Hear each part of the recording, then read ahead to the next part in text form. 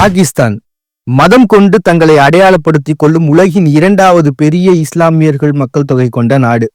மனித சக்தியின் வெளிப்பாடா உலகின் 5வது பெரிய மக்கள் தொகை கொண்ட பகுதி. சோஹானியனுங்கிற ஆதிகால மனிதர்கள் உருவானதா சொல்லப்படுற ஆதி மனித யுகத்தின் தொடக்க வரலாற்று பெருமையோட உலகின் சிறந்த மனித நாகரிகங்களின் எச்சங்களை பொக்கிஷமா பார்க்கப்படும் தொல்பொருள் பகுதிகள் கொண்ட இடம். இடத்திற்காக இடைவிடாமல் எல்லை பகுதியில இந்தியாவோட போர் புரிந்து கொண்டிருக்கும் பாகிஸ்தானுடைய ஆதிகால தொடக்கம் முதல் இன்று வரைக்கும் கண்ட வரலாற்று காலக்கோட்டின் சுருக்கம்தான் இது.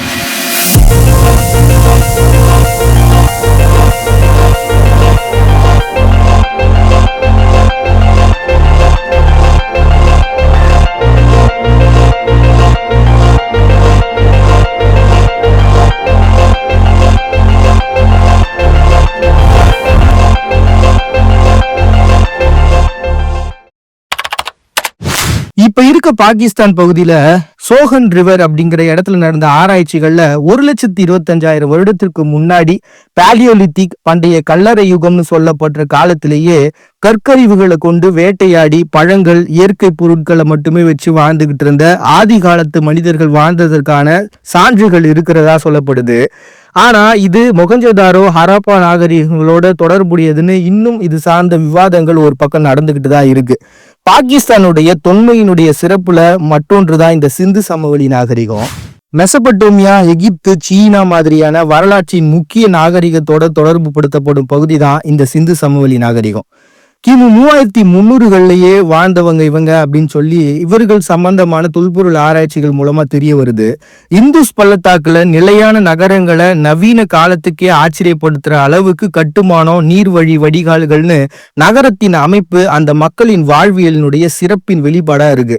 அமைதியான வாழ்க்கையோட கைவினை பொருட்கள், பொதுமக்கள் கூடக்கூடிய இடங்களை உருவாக்கி வச்சிருக்கிறது, நடனமாடும் மங்கையினுடைய சில, பசுவை தெய்வமா வழங்கின வழிபாட்டு முறை, சமூகமா சிறந்த நாகரிகமா ஆரியர்கள் வருகைக்கு முன்னாடி வரைக்கும் வாழ்ந்தவர்கள்னு தொல்பொருள் ஆராய்ச்சிகளுடைய கண்டுபிடிப்பு சொல்லுது.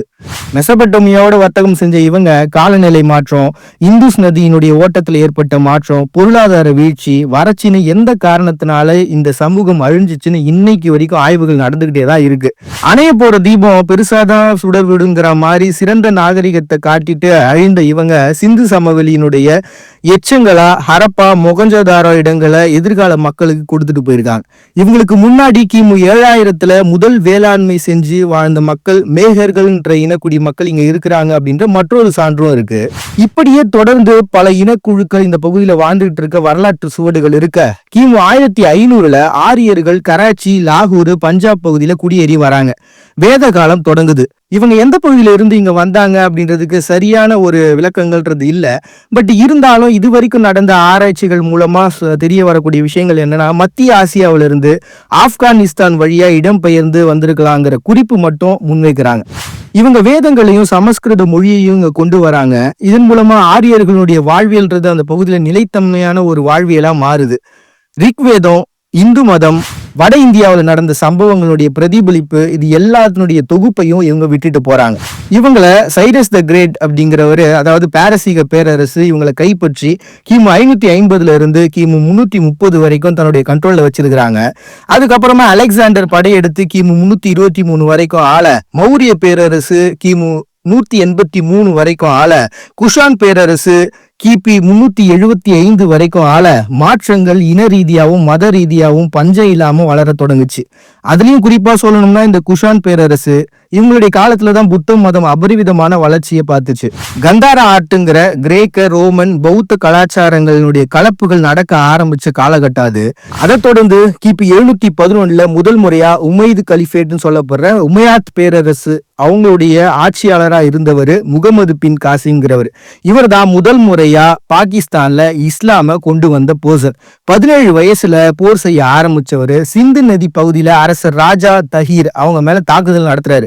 அதுக்கு காரணம் என்னன்னா, அரபு வணிக கப்பல்ல அவங்க திருடினாங்க அப்படின்ற ஒரு குற்றச்சாட்டு வச்சாங்க.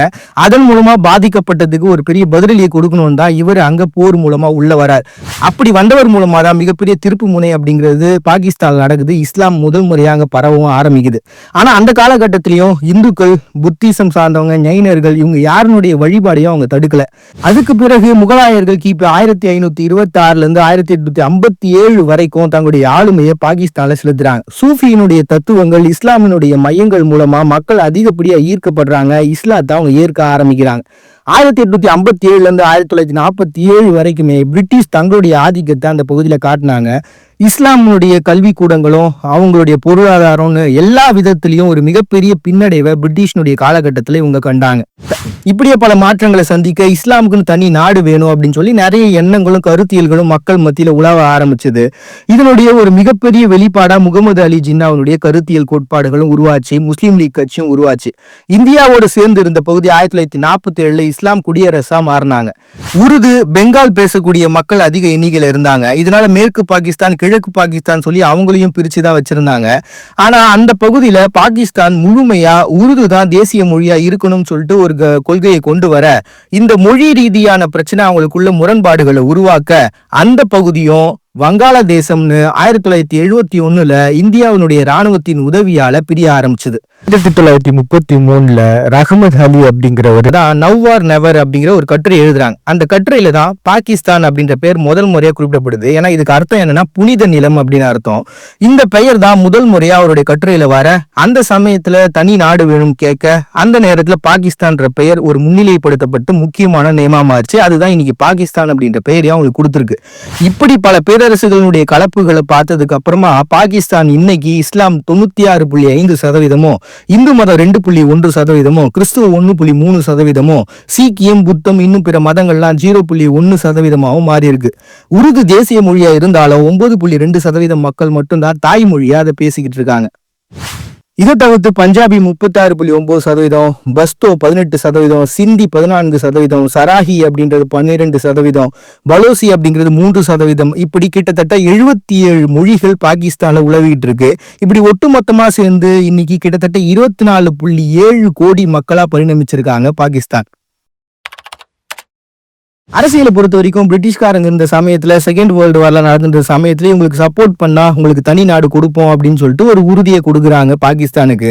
இதுவும் முகமது அலி ஜின்னா அவர்களுடைய கருத்தியல், இப்படி பல விஷயங்கள் எல்லாம் ஒண்ணு சேர இந்து இஸ்லாமுடைய பிரச்சனையும் நடந்தது. ஏன்னா பிரிட்டிஷ்காரங்க உள்ள வந்ததுக்கு அப்புறம் பிரீத்தாளும் கொள்கையை கொண்டு வந்தாங்க. அதன் மூலமா இங்க இருக்கக்கூடிய மக்களுக்குள்ள அந்த மதங்கள் ரீதியான ஒரு பிரச்சனையை உருவாகினாங்க. அதனால இந்துக்களும் இஸ்லாமியர்களும் சண்டை போட ஆரம்பிச்சாங்க. இதனால பல மில்லியன் மக்கள் இடப்பெயர்வுன்றது நடக்க ஆரம்பிச்சது. பாகிஸ்தான்ல இருந்து இங்க நிறைய பேர் வந்தாங்க. இங்க இருந்து பல பேர் பாகிஸ்தானுக்குள்ள போனாங்க. இதற்கிடையில அந்த மத கலவரங்களால இதனால பல மில்லியன் மக்கள் பாதிக்கப்பட்டாங்க. நிறைய பெண்கள் கற்பழிக்கப்பட்டாங்க. இப்படி ஏகப்பட்ட வரலாற்றுல சோகமான நிகழ்வுகள்ன்றது அந்த காலகட்டத்தில் நடந்துச்சு இந்து இஸ்லாம் பிரச்சனையில. அதை தொடர்ந்து இறுதியா முகமது அலி ஜின்னா அவங்கள கவர்னர் ஜெனரலாவும் லியாக்கத் அலிக்கான பிரதமராகவும் வச்சு 1956 குடியரசு நிறுவப்பட்டுச்சு. 1958 ராணுவ ஆட்சியை ஜெனரல் ஹாயூப் கான் தலைமையில நடக்குது. காரணம் என்னன்னா அந்த சமயத்துல தான் அந்த வங்காளம்ன்றது தனியா பிரிய ஆரம்பிச்சது இல்லையா.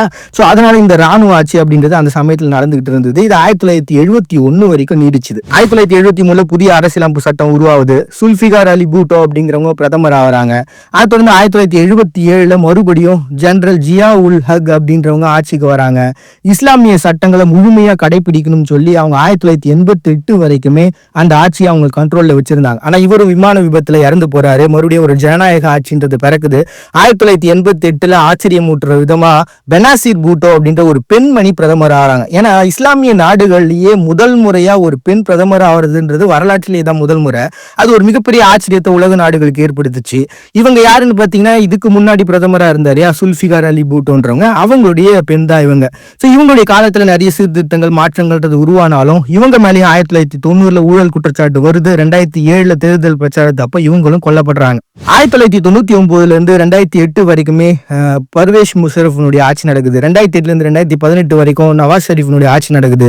2018 இருந்து 2022 வரைக்கும் இம்ரான் கானுடைய ஆட்சி நடக்குது. அதை தொடர்ந்து 2024 வரைக்கும் ஷெஹாஃபாஸ் ஷெரீப் அப்படின்றவங்க பிரதமரா இருந்தாங்க. இப்போ 2025 நடந்த அரசியலையும் நிறைய குழப்பங்கள் நடந்துட்டு இருக்கு. இப்போ வரைக்கும் அதுக்கு சரியான முடிவுகள்ன்றது இல்ல.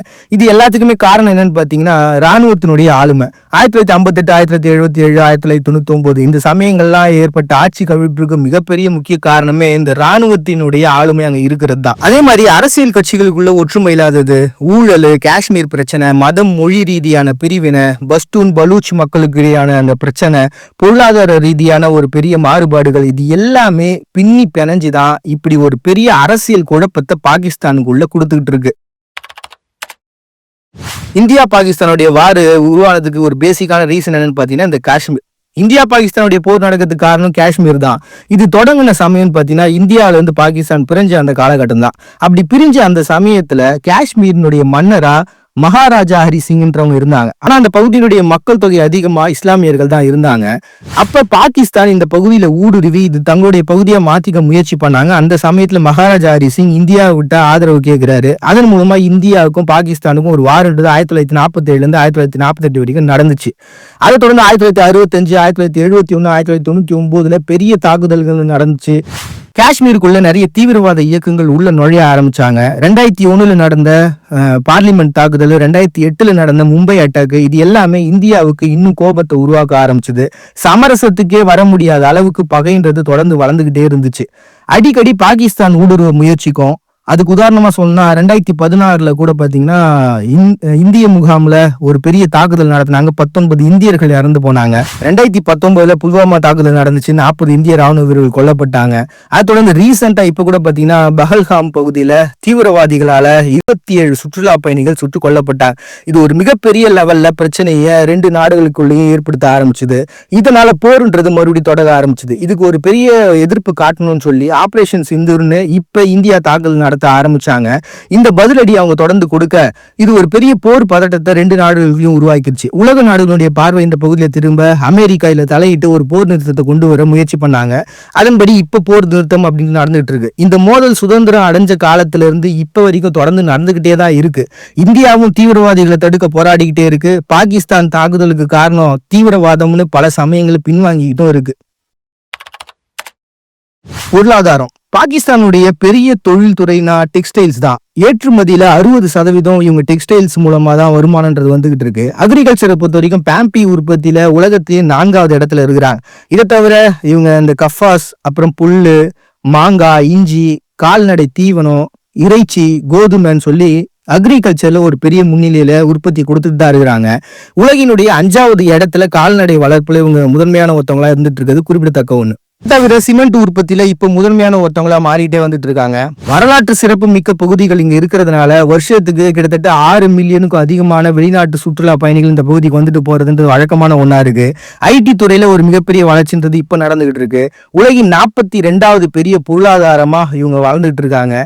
உலகத்திலேயே 2வது உயரமான மலை காராகோரம் ரேஞ்ச் அப்படின்னு சொல்லிட்டு, உலகின் 2வது பெரிய உப்பு சுரங்கம் கவிரா சால்ட் மைன் அப்படின்னு 300 வருஷங்களுக்கு பழமையான மைன் இது. உயரமான விமான நிலையம் சொல்லக்கூடிய ஸ்கர்து அப்படின்னு சொல்லிட்டு 7500 அடி உயரம் கொண்ட ஒரு விமான நிலையம் இந்த இடத்துல இருக்கு. இவங்களோட நீர் ஆதாரம்னு பாத்தீங்கன்னா இந்துஸ் நதி தான். கிட்டத்தட்ட 80% பயன்பாடு இந்த நதியில இருந்து தான் அவங்க எடுத்துக்கிட்டு இருக்காங்க. அதுவும் இல்லாம பாத்தீங்கன்னா வாட்டர் ஸ்ட்ரெஸ்ட் கண்ட்ரி அப்படின்னு சொல்லி அயனாவும் இந்த பகுதியை பாகிஸ்தானை அறிவிச்சிருக்காங்க. காரணம் என்னன்னா நீர் மேலாண்மைன்றது பெரிய லெவல் இல்லாம இன்னும் பழமையான அந்த முறைகளையே அவங்க ஃபாலோ பண்ணிக்கிட்டு இருக்கிறதும், இந்த பெரிய அணைகளினுடைய வசதிகள் இங்க இல்லாததும், இந்த நீரை பாதுகாக்கிறதுக்கு எந்த விதமான நடவடிக்கையும் எடுக்காம இருக்கிறது ஒரு மிகப்பெரிய நீர் தட்டுப்பாட்டை எதிர்காலத்துல உருவாக்கும் அப்படின்றதுனால இந்த விஷயங்களை முன் வச்சிருக்கிறாங்க. இன்வென்ஷனை பொறுத்த வரைக்கும் மூளை கட்டிகளினுடைய சிகிச்சைக்காக செரிப்ரோஸ்பைனல் ஃப்ளூயிட் அப்படின்னு சொல்லிட்டு ஒரு டெக்னாலஜியை ஆயுஷ்கே ஓம்ஏவால உருவாக்கப்பட்ட ஒன்று இருக்கு.